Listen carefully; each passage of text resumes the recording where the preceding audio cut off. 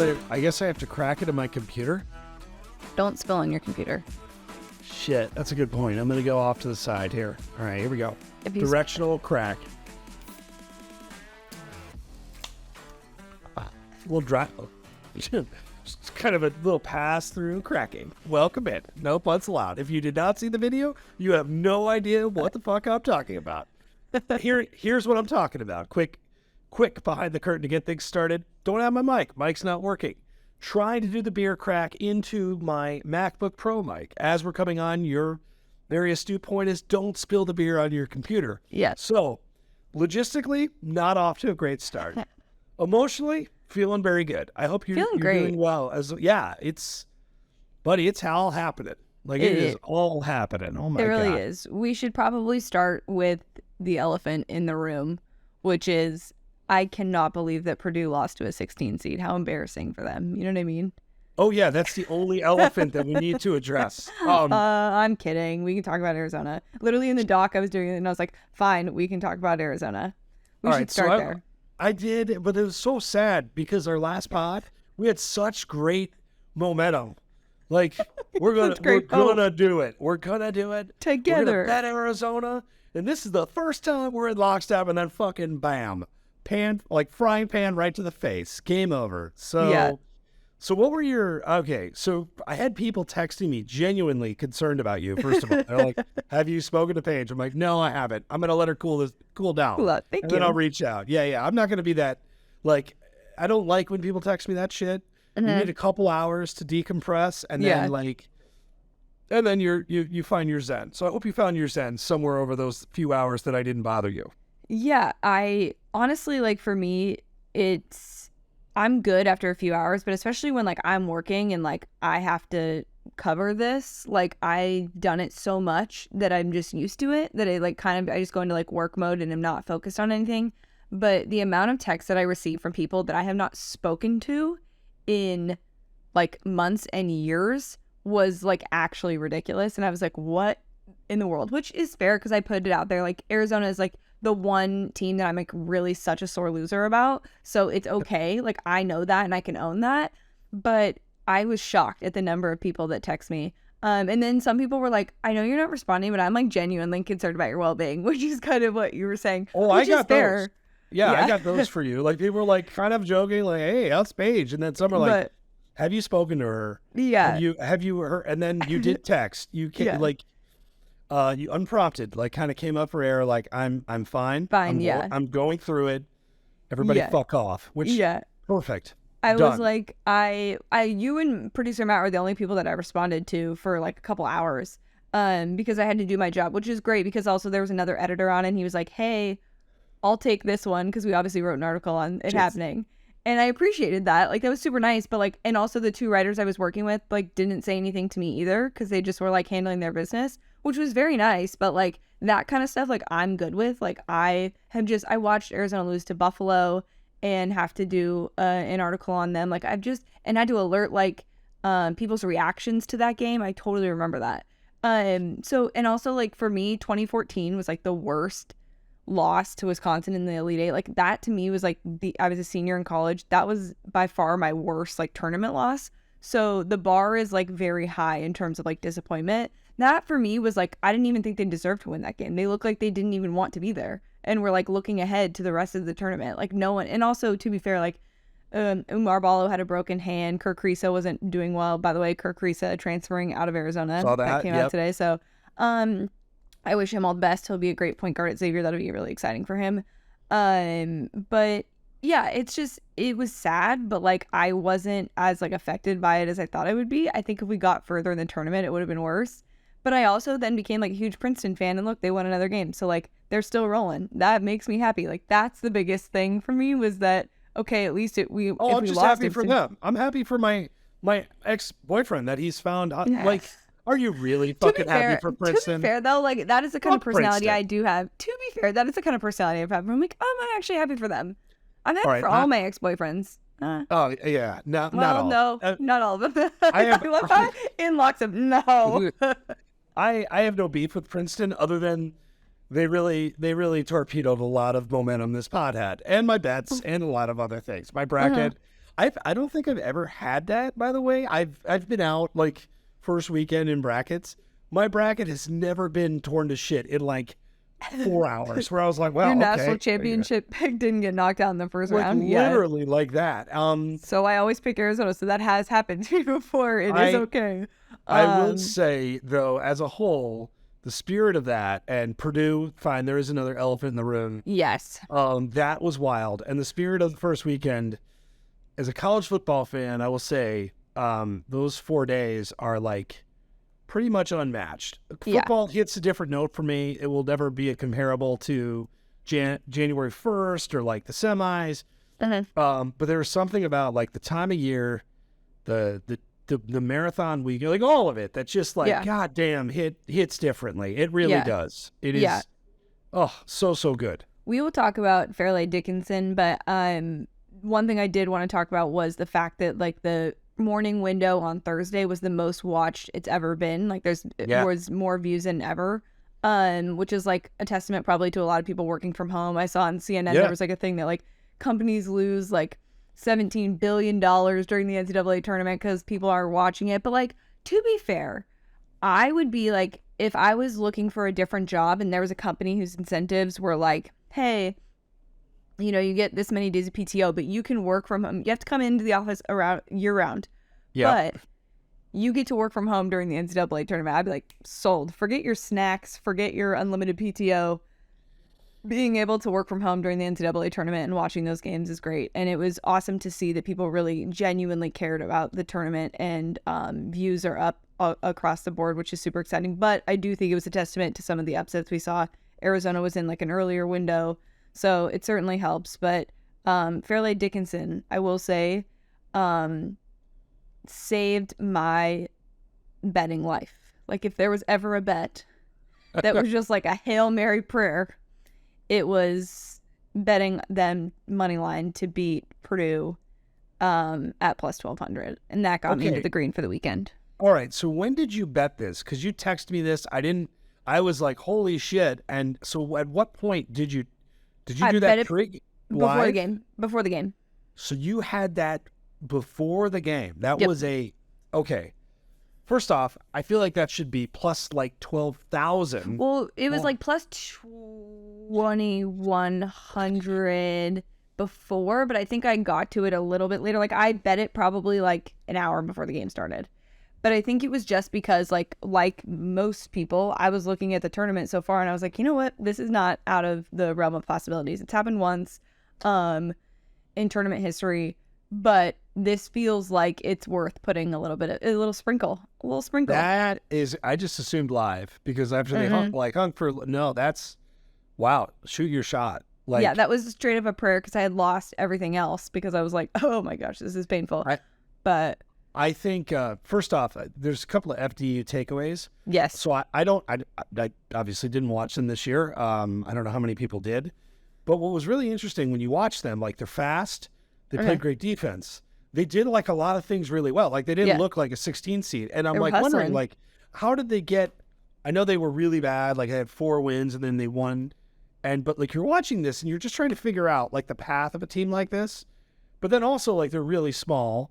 And there's like a dude that's 7'4". Yeah. There's like so many weird variables in this that I found fascinating. They also weren't supposed to be in the tournament. They were defaulted into the tournament because the team that won the tournament won that automatic bid is still transitioning from D2 to D1. So they got in by a technicality and then pulled off one of the biggest upsets in the tournament's history.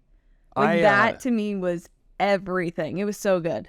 Fucking Big Ten, man. Like, you know, heard a lot of shit about the Big Ten too. And you know what? You're not wrong. I mean, people are not wrong. Like this was vintage Big Ten. This was like the football equivalent of the Big Ten just doing its thing, other than Sparty, which I'm fading this week. Spoiler alert. Yeah. But I marvel at this. And then I marvel at just the total, like the whole weekend is wild. Like, I had some ups, I had some downs betting wise. I think I ended up maybe a little. What was weird though is I was very streaky. I feel like I'd rip off 3 losses. Yeah. I'd rip off 3 wins. I did some first half plays that like didn't go well. I did some, I have some interesting thoughts on the Gonzaga TCU game. I had a very interesting betting experience on that. Not what you think. Actually, okay. So, but I also think, to your point about numbers, so like so much of the NCAA tournament is the bracket. It's like the bracket. As gambling becomes just normal and legal, I think people are also realizing, like, the bracket is fine, but like I have so much shit that I can bet on. Yeah. That like I can, like, my $10 bracket, like, no, I'm gonna bet on this over here. I'm gonna bet on Xavier. I'll do whatever. Like, there's so many different props. I know none of this is necessarily new, but I think it's new to a lot of people. And it's just gonna inject more. There's gonna be more interesting prop bets. Will a 1 seed lose, right? I saw sites carrying that. There's just so much stuff you can do, and it's only going to increase the viewership. One of the bets, one of the bets that was a tough one to take. Well, will there be overtime? Ouch. Yes. Ouch. Yeah. That is wild that we did not get it. That's insane. Poor Mikey Locks. Yeah, poor Mikey Locks. Friend of the pod. We feel bad. But also not that bad. It's fine. That's great content. But I do think, in terms of like exposure for betting purposes, exposure for the sport in general, exposure for Cinderella teams is amazing. The Fairleigh Dickinson head coach is now the head coach at Iona because Patino left. So there is like a lot of good that comes from this like first huge weekend for those small schools. I will say I did have what I called the moneyline underdog bet parlay. That was Arkansas, Princeton, and I think I'm trying to remember who the third one was, but it hit. And then after that, I got greedy and did like a favorites one. Always bet the underdog is really what I'm saying. Do you wait? This is not on the doc, but I was just curious. Have you seen that guy that's betting like $100 on every underdog? No, I have not. Yeah, so like he did this last year, but he bets like $100 on every underdog for every game, and he's in the green right now. But he's come up, he's finished like up every year. And is he betting spread or is he money line? He's doing spread. I don't know if he's doing spread or money line. He's probably doing spread. Well, underdogs were on fire, right? And then they kind of came back down to earth. Yeah. And by the way, overs, did you see the totals? I mean, no. Yeah, like the totals did the same thing. I believe the overs, was it unders? I think unders were on fire. And then totals, there was a roller coaster. I'll have to look. I should probably know what I'm saying before I say it, but it's fun to just kind of throw it out there. That's what this podcast is all about. Just throwing it out there, and then we'll look in real time, get the real time reaction. But so you bet on the Gonzaga TCU game. Okay. Yes. All right. So this was one of by the way, if you have not seen it, everybody that listens to this pod has probably seen it. The final line closed at what, 4.5? 4.5. Right. And essentially the game ended where the game is over. Gonzaga's up like 7, and TCU, there's 0.7 seconds left. They just let the ball roll out. No one's touching. The guy picks it up, long 3-pointer in. Holy fucking shit. TCU covers. Now, I went to bet Gonzaga before this game began, and I got shut out. And I was very mad about it. I was very mad. So then what happens is I'm waiting to bet live. I'm like watching the game, and I'm on my phone. I'm looking for the right time to get in. And Gonzaga got out to a slow start, and they didn't look good. And I'm like, all right, I'm going to just wait, right? I'm going to wait. So I didn't bet. But I was still mad the whole time because I'm like, God damn it, they're going to come back. At halftime, I got in at Gonzaga for the second half -6. So essentially they had to win by 1. And I loaded up on this. So I ultimately covered. Like, I navigated landmines because I had people that were all over Gonzaga. Yeah. I told them that I got in because I didn't want to be left out. They are devastated in the text chain about this decision. And I'm just like counting money. Like, I know, man, totally we got screwed, right? When I was pretty much all in on second half. That is still, we do this, it's hyperbole when you see one of these moments. Like we say, it's one of the weirdest or the worst bad beat ever. Basketball version, I'm having a hard time finding a worse beat than that. That was amazing. And also the best part was that it was like the end of the night. And it just was like, and also the other part, I don't know if you heard the video of the arena. Everybody in that arena knew what that was. Even the announcers knew what was going on. It was hilarious. Like, it was so funny. Like, we talk about this a lot, how betting is becoming so much more like normal to talk about because it's becoming more and more legal everywhere. It's hysterical to see that, like, how much of broadcasts and even like I mean, when people say like, oh, you root for like underdogs during March Madness, like, yeah, you're rooting for underdogs because people bet that because that's how you make money. That's where the best, like, you know, odds are. And it was so cool to see, but also just hilarious at the end of the night that shot went up. It was just like a nothing. It was also the 2 free throws too that set that there was like a foul before. And 0.7 seconds. Yeah, and they got the 2 free throws and they hit them, and so then they were gonna lose, and everyone was like, "Oh, they lost." But the videos of the reactions of that was amazing. It was quite hilarious. Right. You're right. Those free throws were unnecessary. In fact, they killed the cover. Yeah, 0.7 seconds. Just throw the ball in the air. The game is over.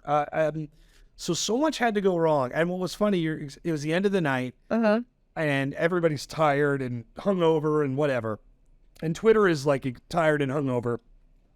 And then that happens, and I know I follow the right people because it was like a fucking degenerate orgy on Twitter, like just like, oh my god, like a collective. Everybody's just trying to like, who got screwed? Did you win? And I mean, I watched the highlight. I'm watching with my wife. I'm like, Kaylin, I know you don't really give a shit, but like, but this was what did we just witnessed? And even she's watching it like, oh, that's so terrible. Did you lose on that? I'm like, no, but I should have. A friend of mine fell asleep and he woke up and he just was like, what the fuck? His last text was like, we did it, buddy. And I'm like, yeah, man. And then it's like, no, don't send that text ever. Don't. Until the buzzer sounds, don't do it. But that is why this tournament is so fucking great. It is why it's great. And what's weird about the tournament too, because I'm deep into this week's lines. I leave for Vegas in like, I don't know, 12 hours. I'm ready to roll. The cool thing about the tournament is you go from this really random event to this awesome weekend of like just really fascinating games. Yeah. That will also have random results, but like the lineup is superb. Like it kind of naturally transitions. Yeah, it's cool. Like the way it takes on these different roles. And I am ready. I am excited. So it's been a very, very fun stretch. So as you know, because I worked this, I watched every little minute of this broadcast on True TV, TNT, TBS, CBS, all the things. I was watching the pregame to the Kansas game, and they were interviewing one of their players and doing like a rapid fire, and they asked him like what his favorite flavor of Gatorade was, and he said orange. And it went back to like Charles Barkley and Clark Kellogg, and they were talking, and they also agreed that it was orange. And I'm just like, I was so caught off guard by this in a way that like I didn't expect to be. I just thought that everyone mutually agreed that lemon lime and the yellow was the best flavor of Gatorade. And then the light blue is a close second. I'm actually team orange. We did not talk about this. I am team orange, and I am lemon lime with a close second. And then, by the way, I have a huge gap to number 3. I actually may go fruit punch like a 5-year-old, number 3. Fruit punch is what you drink when you have the flu. It's also delicious in Gatorade. You like the orange Gatorade? I love the orange Gatorade. Like, if you had any choice of flavor of Gatorade, you're picking orange? I actually just did this because I was hungover last weekend, and I went and got me an orange Gatorade. Yeah, I am. We did not discuss this on the pre-pod show. This is clearly your facial expression is saying that I think that maybe this is going to be our last episode of No Puns Allowed. I think this is where it ends. But I'm also like, I'm orange, and then I'm lemon lime very close. Like, but I don't really deviate from those two flavors, period. I can do either. You don't like the light blue? No, I don't. I think it's trying too hard. It doesn't know what it wants to be. This isn't me trying to be an ass, okay? I promise. Time out. Whenever someone says that, it is absolutely them trying to be an ass, but just trying to say it in a polite way. Like, when you were younger, were there that many flavors of Gatorade? Jesus. Like, I don't know.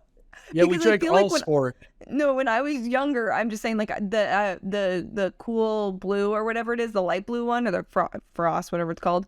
The names, I don't even know. I just know them by the color. The light blue one was really, really popular, but I didn't know if it was because it was like newer, but was like, I know orange is like the original Gatorade flavor, right? I think it was because it was like Florida, right? It was Gatorade, like yes. So no, orange. because I'm an old. I I would remember back when there weren't cell phones, when the blue flavor came out, and it had like the cool bottle, Okay. like the biker bottle. Okay, I was older than you, probably considerably older. No, the blue flavor is fine. The light blue, not the dark blue. The dark blue is terrible. The dark Someone blue is said terrible. purple. I disgusting. Fired No, him no, straight no, to jail. no. But It's- orange, like orange really freaks me out. Like the lemon lime with the, and to be fair, if we're going full favorite, it's like the bottle with the twist top. The like Yes. large bottle with the twist top. Lemon I agree with you there. is the best Gatorade that there is. I would go orange, lemon, space, and if fruit punch didn't stain my lips like a 12-year-old after soccer practice, I would probably commit to fruit punch a little bit more. I think fruit punch is delightful. I really do. I had it. The reason I said it's what you drink when you have the flu is because I had the flu when I was in middle school. I remember, and I drank red Gatorade. And when you have the flu, you obviously Yeah. throw up. Yeah, I gotcha. And yeah, you gathered. And yeah, I've been traumatized since then. I haven't had a red Gatorade since that. So wait, hold on. What does that have to do with throwing up? Like you want your throw up red? My throw up was red. So No, but it was just like I drank see. that when So I had the flu, so I haven't. So you're out. I You're out. only Yeah, drink you're that out. when I had the flu. That's like my flu Gatorade. If worst case scenario, if I need a Gatorade, that's what you. Like you like need to colorify your puke. Like you're like. No, like, it's like, more just that like I'm traumatized now and like won't drink red Gatorade at all. Yes. No, I am a strong orange and yellow. Do you drink I have a friend. Where was I at last year? It was a golf tournament. In Iowa, whatever the PGA tournament. John Deere. Yeah. And and deer. we deer, yeah, like elephant. And he goes up to order a drink, and he goes, I'll take a yellow Gatorade and vodka, right? I found that very interesting. Like that to me is like what I did in high school when like you were just manufacturing booze. drinks, yeah. So I'm like, all right, I'm in. And I'm like, I looked at him like, what are you, fucking 15? And then he's like, no, try it. It was like 1,000 degrees out, right? So he's trying to do the hydration drink. Dehydration. It was a pretty delightful drink. I'm not ready to do more of it. I just had not seen that in, a very long time. I'm not opposed to it, but I almost feel like it might be better with tequila, but that might also be the worst idea ever. So now that I think about it, I'm probably going to make a TikTok of trying it with vodka and tequila and see what's better. Oh, that's a very in thing to do now. Like the drink things. I think I'd be good at this. I see it on Instagram Reels. That's where the olders people go. But like, we're going to mix Sunkist and, amaretto and rum. And it's going to taste like a fucking cheeseburger, right? Like those are these videos. Like, and I'm like, let's see. But sometimes, then almost always like, yep, it's a cheeseburger. Like I don't. Two-parter to this. Yes. One, I don't know if you've ever seen the meme where it's like your friends that don't have TikTok who send you Instagram Reels that are like That's me. 6 That weeks is- after that. Is so you. So you saying that just like dated you in That's me. general. We need you on TikTok. And second, I love how you became a country bumpkin when you were doing this. All of a sudden, God. you're Did I get a little twang? you did. All of a sudden, we need to name your twangy alter ego. Oh boy, I spent like 2 days down in Alabama working on a story, and I'm in. Like I say no matter y'all. where I go, Yeah. I conform, and they probably hate me for it. I don't do it on purpose. It's just like, I just want to be one of y'all. Yeah. Like that is. I've it. worked in No. college football for 8 years now. Like I say y'all because of the fact that I worked in college football. I've never lived anywhere besides California and Arizona, and like no one says y'all. But I say y'all because of the people that I just spend time with and listen to all the time. I am going to ask my friends about their favorite Gatorade color and what their thoughts are. I'm curious now actually too. We're gonna do a poll on the Twitter account because I need to All know. I need to know if there are more people like you that I need to be worried about in this world. I mean, it's not bad. I feel like you've had bad experiences with this. So maybe it's No, like not clearly with an the orange vomiting Gatorade. I just thing- don't like it. Well, that's true. The orange Gatorade is that's it just hates, but it's delicious. I don't know how you can't like it. I'm good. It's good. Okay. Fair enough. Do we want to do a couple of quick football things? We can. Yes. So first I want to talk about Jimbo Fisher. The only things we're going to talk about football right now is when there's news, and Jimbo Fisher basically saying that he's not sure who's going to call plays. Now, here's why I think this is funny. I always take the temperature of college football stories via my Twitter, and like all the Texas A&M fans are like, fucking A. So you bring in Bobby Petrino. Your offense was terrible. We have been telling Jimbo for, I don't know, a long time, many, many months, like, let go, find your lane, Kiffin. Give up the sticks. Give up the sticks. Do something to make this thing work. And Nice. Jimbo just will not do it. So my question for you is multi-question. Yeah. Are you surprised by this? And will he ultimately do it? So one, my answer to, am I surprised by this? No. There's some form of ego thing that he has that he cannot let go of. And I think people were really excited when they were like, okay, he's finally going to do what everyone's been telling him to do. There was all this discussion about, is it worth the buyout? If he does not give up play calling this year, they genuinely need to fire him if it doesn't go well. Like, that would just be absolutely ridiculous. Like, you need to play to your strengths. If you want to win, if you want to be one of the best, like Nick, then figure it out. Like, I don't know why in saying that is also worse because you bring attention to it. Like, he wasn't just going to outright say yes or no. He just refuses to. I don't understand why he can't do this. I don't understand why this is so hard. It's an ego thing. It's it is weird. An ego thing, but you bring in Bobby Petrino, who like should do this, right? Like yeah, that's why you brought him in. That's why you brought him in. That's why boosters were like, hey, get somebody in here because we need a change. He had to have agreed to make a change. Otherwise, they would have figured out how to pay him to get rid of him. Like, he had to have agreed that, like, he would change something. It wasn't just like, okay, we'll give you another year. There were conversations of, like, what are we doing tangibly to change and get better? So it, like, blows my mind that this comment is out there. But it is. I mean, am I surprised? No. Absolutely not. So my last football story, which is relatively mundane, but also generating a lot of good conversation on the old Twitter, is that a 4-star running back, Jordan Marshall, who is from Ohio, committed to Michigan over Ohio State. And did so basically saying, some of my friends are big Ohio State fans, and so is my papa, but he's going to start rooting for Michigan now. And basically, and I'm paraphrasing, said, I grew up an Ohio State fan. It's kind of clearly the tide is turning. Yeah. Now, there's a lot to unpack. That is great message board fodder, by the way. That is perfect off-season bullshit for it. But I'm curious if you buy this, because I kind of do. I do think, obviously, they didn't win a lot of games versus Ohio State forever.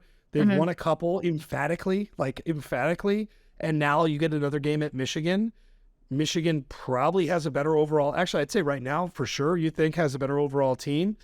The fact that it's paying off in recruiting, this is a 4-star running back. He's like number 198 in the country on some. So this isn't like this isn't the number 2 quarterback or a 5-star kid. But it still feels like kind of a big deal, right? Like, this is not a kid that Ohio State would lose for a very long time. So I'm curious, do you think this is a big deal, or is this just like perfect? It's the end of March and we need a football story to talk about fodder. Yeah, I would say it is a big deal, but I don't think that he's in total correct in the sense of like, okay, the tides are changing and things like that, like alluding to the fact that like Michigan is now becoming the powerhouse over Ohio State. Like, I don't think that that's going to be something that lasts for as long as it did for Ohio State over Michigan. So I think he's right in the sense of like, yeah, there's a lot of shift there and it's going to be a lot closer than before, but I don't think this is a complete shift. And I wouldn't, if I'm an Ohio State fan, like, to your point, this is like something I'm putting up on the bulletin board, and we'll see what happens this season. I love it. I just want any other piece of content that will make these two teams hate each other more. Yes. I love it. The coaches hate each other. The fan bases certainly hate each other. There's some respect baked in, and I think this is great for college football. And I find it fascinating because Michigan, Harbaugh, we think is staying for one more year, I guess. Like that. Yeah. Okay, great. So they can recruit again. Time will tell, but we will see. Neither of those two teams, by the way, did anything in college basketball world. In fact, I bet on Ohio State a lot this year, and it did not go well. Michigan, I think, lost their first round game in the NIT. Yes, bad. So Very, very bad. We transition out of football to World Baseball Classic. yes. Now, I've got some mixed feelings about this, obviously. I don't have mixed feelings about watching the finals. I don't think I haven't seen the ratings on this, if they're out or not, but it was spectacular. You can't draw this up better, like it's a fucking Hollywood movie script. Ohtani, Trout, 3-2, bottom of the ninth. It's like, it's crazy. 3-2, 3-2, I guess, double up on 3-2. So what were your, I'm gonna try and, like, I gotta be careful here, so I'm gonna let you go first. What were your general World Baseball Classic conclusions? One, I think it's great for the sport of baseball. I know there was a lot of commentary at the very beginning of this, if it was worth it, and if players cared, and if people cared. There were whole countries that were watching this that, to be fair, don't probably watch a lot of MLB. So, like, it was a big deal to a lot of countries. I think one of the biggest, like, markets for baseball in the world is Japan. Their league is incredibly successful, and so that's why, like, a lot of those players don't play in the Major League Baseball League. So it just kind of like the Major League Baseball League. Jeez, it's maybe fine. Some more coffee today. But MLBL in Major League Baseball. But I thought it was great. I thought, like, one, being able to see the best talent from everywhere. I think the conversation around, like, Major League Baseball has been about a lot of foreign players that have done a really great job in the sport. And it's cool to see them shine for their countries, and in a way that, like, was exciting. The games were exciting. And the engagement in it was incredible. I saw today, like, the most liked tweet about the on the MLB account was about, like, Japan winning, and it's like 200,000 more likes than the most liked MLB tweet about Major League Baseball, which was the Astros winning the World Series. So, like, the engagement for it and the, like, appetite for it is, like, worldwide, which I find so funny because we call it the World Series, but really, like, it's the America Series. Yeah, and so it's funny to me that, like, you know, people were commenting about how this doesn't matter, but it seemed like it certainly mattered to a lot of people, and it was great for the sport in general, in my opinion. I have two takes on this. Well, I have a huge series of takes, but I need to start with Ohtani. Future Met, Shohei Ohtani. I think I can say now is the craziest athlete of my lifetime. That used to be LeBron, and there's a lot of football players that just are incredible at what they do. Yeah. But I've never, like, this is like otherworldly to do this stuff. Also, the dude got yoked over the last couple of years now, where he's like a monster. Yeah. But I mean, you read, like, the analytics on that slider he threw, and it's like they're saying, like, truly one of the closest pitches to a perfect pitch of, like, break and the speed that they've ever seen. Yeah. It is truly incredible. I think he is the greatest, like, the most unique athlete of my life, and I don't think it's even close at this point. Like, no hyperbole. Like, it is insane. I want him on the Mets so bad. Yeah. Well, and there's something to be said about his relationship with Mike Trout too, because Mike Trout is the greatest baseball player we had seen before Ohtani, and it was amazing that they ended up being they were going against each other at the end of that game. That was, like, you can't write that, like you said, Hollywood script. You can't write that. But it's also just cool to see that, like, I think one of the things that people talk about often with Mike Trout is that, like, his talent is basically being wasted on a team that, like, hasn't won anything. And I think there is something, and, like, I think it was Damian Lillard who was, like, talking about this with the NBA, where, like, a lot of people are ring chasing, and the way that people talk about the NBA is all about the people of, like, if defining success is, like, being, like, having won a championship and having a ring.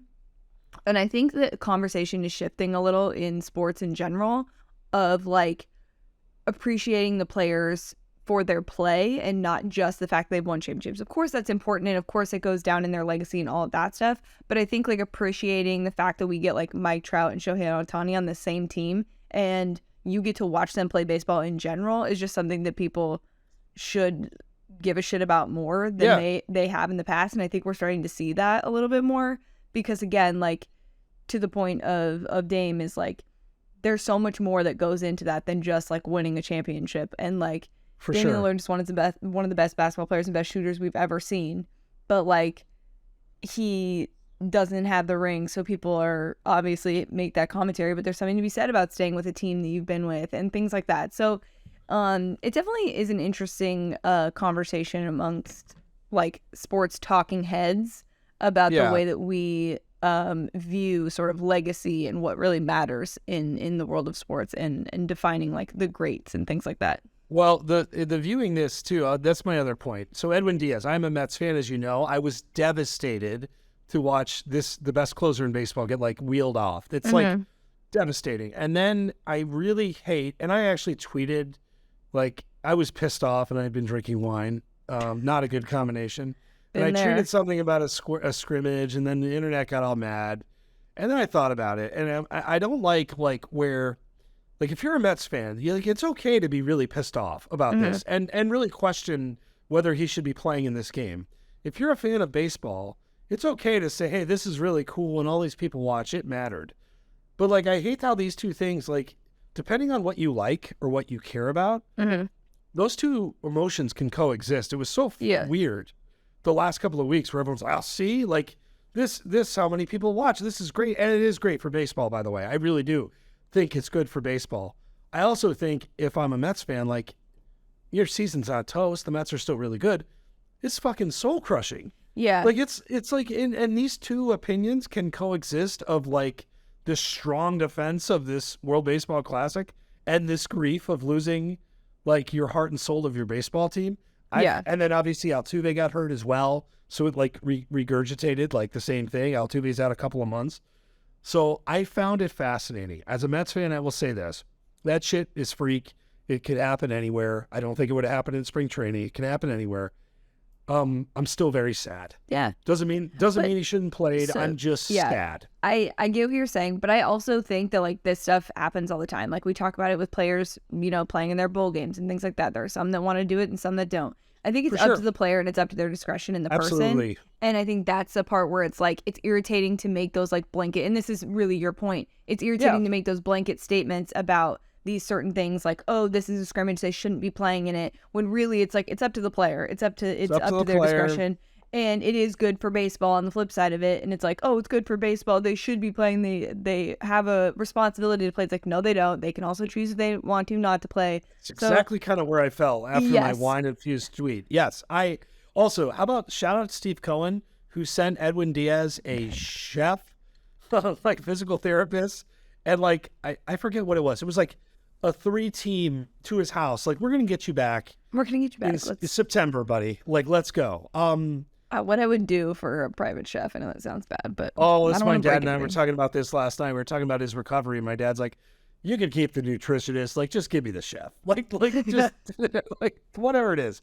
Physical therapy, sure. Send him along too. That's fine. But like, give me chef. Like, I'm in. So I will say, I'm very curious to see what they do with the World Baseball Classic. I saw points that I'll agree with. If an injury like that happens in November, you can get him back for more of the year. Do you move it to November? Do you move it to the middle of July and just shut down baseball for a couple of weeks? I think that's actually an awesome idea. I saw that last night. I think that would be really cool. A clip out of the Premier League's playbook. I think it's really smart. There's a lot of momentum here. Mm-hmm. And I'd love to also be Shohei Ohtani's bank account, by the way. Yeah, same. But speaking of, also, this is very random, but on that day that Arizona lost, Arsenal also lost a game in a I don't know how to best explain it to you. It's like a in-season tournament, basically. That's like all like Europe plays in it, and we lost on penalty kicks. So you had the double whammy? Oh, I had the double whammy. I was like devastated. I was like, well, this is awful. This is the worst sports day I've ever had. I had a couple like that. We had Diaz go down, Iowa basketball lose, Spencer Lee for Iowa wrestling lost, who's like a legend, right? Like, okay, wait. We need to talk about his mom.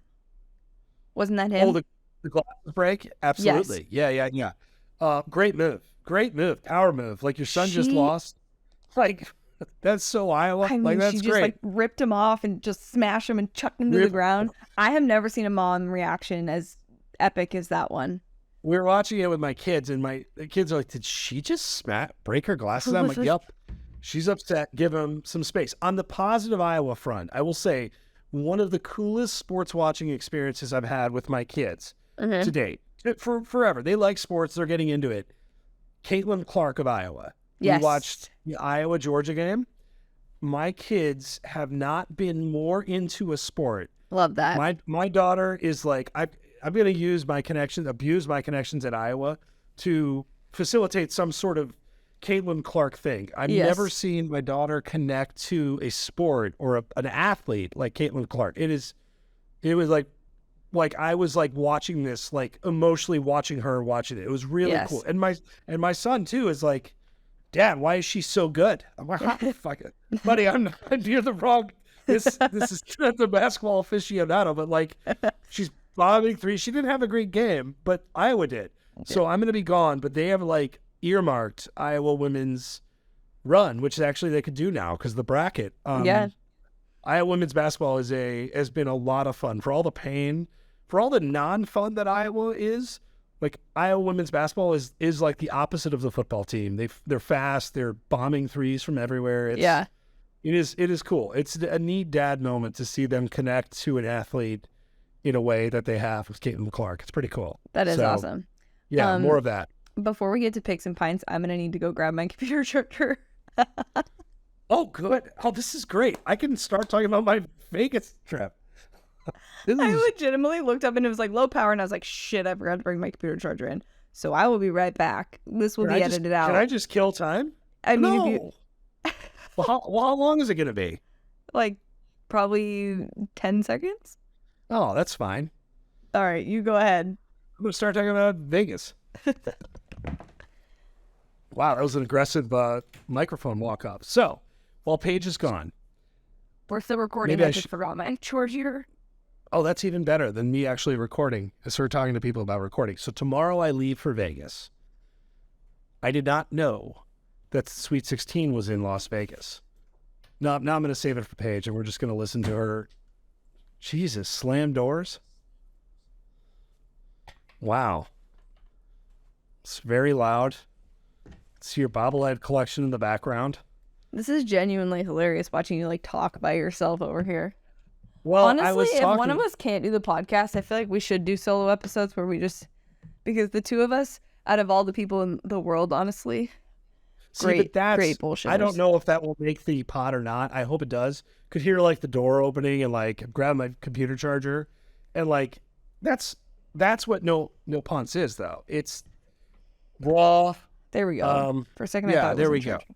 We're back. It's very natural. We're not stiff over here. That sounded weird, but you know what I mean. No. God dang it, Paige. No, I got it. We're down it. Speaking of Vegas, okay, Vegas. It's a good segue. So I leave tomorrow. I'm staying at the Aria. Tomorrow. I'm staying at the Aria. I'm in Vegas for approximately 7 days. Godspeed. That is a problem, okay? And so I've thought long and hard about how I'm going to do this, and I don't have a good answer.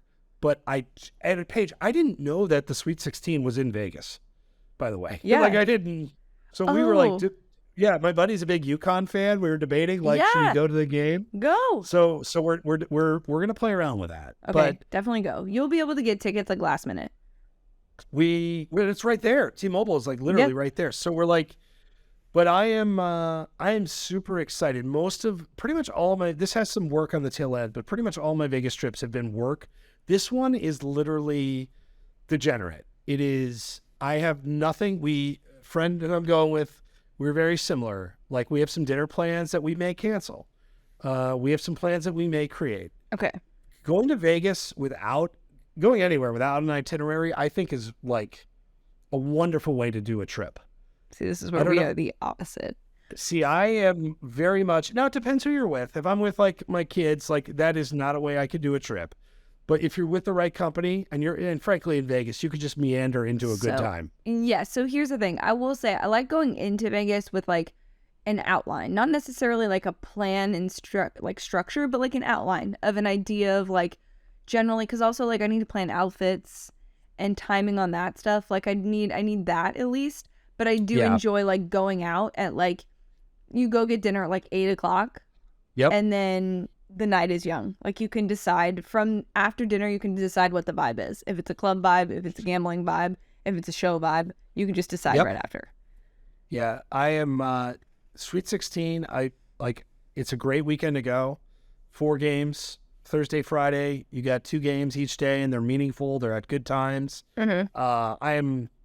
I am gonna hit up Circa on Friday, do the whole Circa swim. Yeah, let's go. Yeah, it's gonna be fun. Get some content, please. I beg of you. I'm gonna actually make people DM you because I always tell you, please videotape content. Please get content. Please get content. I'm always just so in the moment. Well, I am, and I'm also a little scared, because like after 7 to 10 beers, the content will change. Here's the thing: now, I will be sober, so you can text it to me, and I will filter through it. Like my editor? Yes. Truly, my editor. Truly, your editor. Yeah. Just please. But I'm looking forward to it. So yes. Now, how about you? What does the situation look like for the next round of games? You go not this week, but you're off next week then to actually do work and cover a really awesome series of basketball games. Yeah. So I leave the Friday before or the Final Four to go to Houston. And then so my brother and stepdad are also going, which is going to be super fun. And then on that Sunday, we have an off day. So we're going to see the Astros play. So that'll be kind of cool to go to the Juice Box. Awesome. Check another ballpark off the list. And the weather is box. supposed to be really nice. This is a very Californian thing to say right now, but I can't wait for nice weather. And so we're going, and it's going to be like in the 70s and 80s, and it's been pouring rain here nonstop for as long as I can remember. I feel like it's just been awful. But very much looking forward to that. But this week is still kind of a big work week. Watching games, obviously, but betting, still gonna bet. Yeah, good transition. And I actually have I have a new can. This is a new beer to show. This is actually perfect. So this is called Into the Tilt. Okay. And this is by Roaring Table Brewing. I've never had this, never heard of the brewery. Now, why do I like this? First off, it's an IPA. Second, I love tilt. As a gambler, I'm on tilt quite a bit. As a human, I'm on tilt quite a bit. So Into the Tilt, somebody bought this for me because they're like, this is perfect for you. That's hilarious. It's also, if you can see the can, if you're watching on video, and you should, it's a pinball beer. These are like little pinball flickers. So this, the IPA itself is actually probably a 6.5 out of 10. It's not that great. Thank you for the rating. Pan, 8 out of 10. Name, 9.5 out of 10. There's a lot to like with this beer, minus the actual beer itself, which is okay. So let's get to picks. This is like a traditional Picks and Pints. Picks and Pints. We're football back, baby. Season So we're both, I guess I had my lines in from a day ago. Yes. So we are both on Kansas State plus 1.5. I love Kansas State. Me too. That's a little scary because of our Arizona situation, but we're back. Classic. They are a lot Bet of on the fun. Wildcats. They are so fun to watch. They are a lot of fun. And I forget who tweeted this, but somebody said like Kansas State has the most fun athletes that are like 5'8" and smaller, like consistently like they are. Right. So for Michigan State, I just don't think they can do it consistently. Like that's my question. They've been so spotty all year. Obviously it's hard to bet against Tom Izzo in March. Like I hate doing that. I really do, but I am going to do it. So the other game that we have together, is Alabama money line. I agree with you. I actually think this is going to be a scrappy game against San Diego State. I think it could be an under game, but I think Alabama is too good. I respect San Diego State. I'm assuming you feel the same way. Yeah. Don't love the line, but I think they win. I mean, Arizona beat them, but I think that Alabama's just going to be dominant. Okay, where we go our separate ways. Yeah. We could start with, I guess, Arkansas. You like Arkansas plus 4. I like UConn minus 4. This is a tough game, honestly, for me. I could see you betting Arkansas with the points. I just think UConn is kind of hitting that other level that they found earlier in the year. Yeah. But Arkansas is legit. Like I get it. Like this is a fun game I want to go see. Yeah. It's a fun game to watch. I definitely think it's worth a watch. I had UConn in my Final Four in my bracket, but again, it's completely rubbish now. So we are moving on to making smart bets. And I do think Arkansas is a really safe bet there with the points. We are also going the other direction. Yes. I like Texas minus the points, and you like Xavier plus 4.5. Yeah. Again, tough game. Like you could make this isn't like football where it's this team. No, Xavier's really good. I think Texas is just getting hot at the right time. Yeah. I picked them to go to the Final Four again. I'm going against my Final Four picks. I'm changing it up. I'm also rooting for Sean Miller now. And history has shown that he's really good at getting to the Elite Eight and then losing the Elite Eight. So I probably won't bet him in the Elite Eight. That's like your unofficial adopted team, right? For this now? Oh, God, yes, of course. It's so funny, though. I will say it's hilarious to me how many people will like come for me on Twitter and be like, he's a horrible human being. He let a coach take the fall for him. Blah, blah, blah. Like, seriously? For me, Sean Miller signifies like a team that, helped me basically in a program that helped me get the job that I have today because they were good. So like, I don't, and also there's a lot of, there's a lot of journalisming that went wrong in a lot of ways. I know this. Yeah. You know this. I do. Having been told so many times. So I have no hard feelings against him, but if you're an Arizona fan and you're replying to me saying I love Sean Miller, please get out of my mentions. Thank you. And just don't be that person. That's just lame. Like, just go away. Go away. And then your last pick, who do you have for your last one? Let's see. We went out of order. I know who you have. It's Tennessee money line. Thank you. Tennessee money line. Yeah, it's a tough game for me too. I don't know. I like it.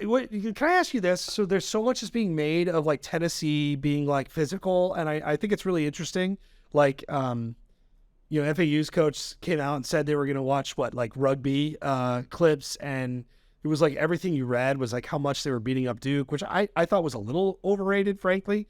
So I'm very curious. Do you think it'll impact the way the officials call the game, like so many others believe it will, or is it just nonsense and who gives a shit? I don't think it'll affect how the game is officiated, but I will say that Tennessee is Tennessee though. That's their thing. Yeah. Arizona played them this year, and it got scrappy afterwards. They have some players that probably shouldn't be doing some things that they're doing on the court. It is what it is. But I'm betting with them. So Tennessee fans can't be mad. But I will say they are an incredibly physical team in a way that's not like the good physical. It's not like, oh, this team plays really physical and they're playing well. This is like the shit out of they're everybody. physical, and you better be prepared and you better not react to it because that will cost you. So my last play is Creighton Princeton under. What? Creighton, yeah, it's kind of an odd play. I'm sorry. That is the weird. I know. What? Yeah. Did you watch either of those teams?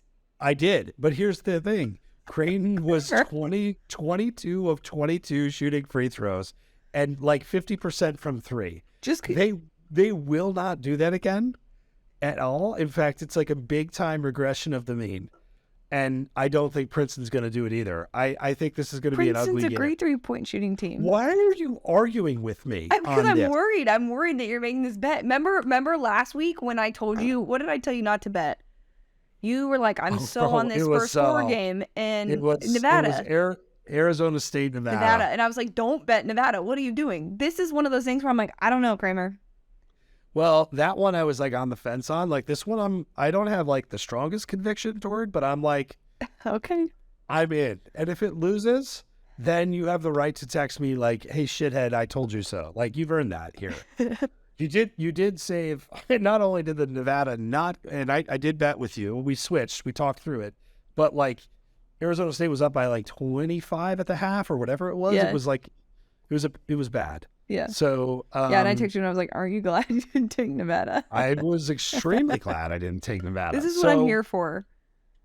I am. So there you have it. There are our picks. We are on the same page for some, on different pages for some, and clearly kind of different page on the ones we're not even going against each other. Sorry, I'm just trying to protect you. But you know what? That's back to normal at least. Does this mean that you're going to be doing a No Punts Allowed next week from Vegas? It does. I'm going to be doing from it. Vegas. I got to figure out how and when we're going to do that. We will find a way, I think. We will find a way. I did not think about that until you said it, and now the stress of it is setting in. I think it's funny that this is also like a behind the curtain into how this podcast operates and works. Very much so, where I'm like thinking 8 steps ahead, and Kramer's like, "Oh yeah, you're right. We probably should do that." There's your solo podcast you wanted to do, like with a call in for me after 2 Cutwaters or 22 Cutwaters. Hey, I mean, if we want to do a Q&A next week and then you submit and then we go and then I just FaceTime you. Oh wait, you don't have an iPhone. Oh, this is getting between my Gatorade shaming and everything else. Your Android. This is I don't know how we're disappointing. friends anymore. I'm not really sure. Yeah, the orange Gatorade I didn't know was such a hot spot. It's all right. We'll work through this. We will. So it's going to be fun. I will check in. I'm sure you'll hear from me both on the trials, tribulations, and I just want to win some fucking money. Like, let's go. Let's go. I feel like this is my trip. Like, I feel like this is it. I have an early flight tomorrow. I am going to be drinking by 7:30 a.m. Okay, this is like no judgment. No judgment. I'm gonna have to figure out what it is. Like, most people think Bloody Mary. I've got to take before we leave. I think a screwdriver is a far superior drink than a Bloody Mary. So do I. I think it's. I love Bloody Marys. Don't get me wrong. When I'm hungover and I have to drink, me too. Okay. So starting off your weekend, screwdriver. Okay? Yes. 2 days in, bloody. I actually think that's a perfect way to put it. Like, a screwdriver is like business. I'm ready to go. I shouldn't say business trip. I'm not drinking screwdrivers before meetings, but like, I'm on a business trip to Vegas. That's not business. I'm there to make money. Yes. I'm like, which is a screwdriver, business. less nonsense, less everything. Yeah. Like, I'm there just to drink some orange juice and some vodka. Yeah. And that's what we're going to do. Vitamin C to keep yourself healthy, and exactly. Something some like sugar that. to get you some energy, and then the alcohol to get you going. That's all I need. So, yes, we will do a full report, and we will then figure out when the hell we're going to record next week, which should be a great deal of fun. So, enjoy the games. Good luck to your bets. Good luck to your our bets. bets. And we will talk to you guys next week.